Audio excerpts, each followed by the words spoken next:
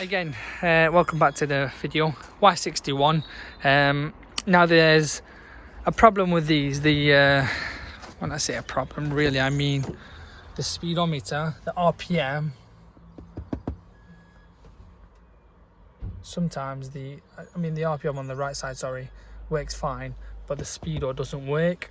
So you can do a test on it. There are other videos how you can do a test. Or the speed sensor. In this case, the speed sensor has gone on this. It has been damaged. And if you look under the car, you can see the hole underneath. And here is where the speed sensor is. Just this here. And the wire is connected there. Unplug it, done really. That's all you need to do.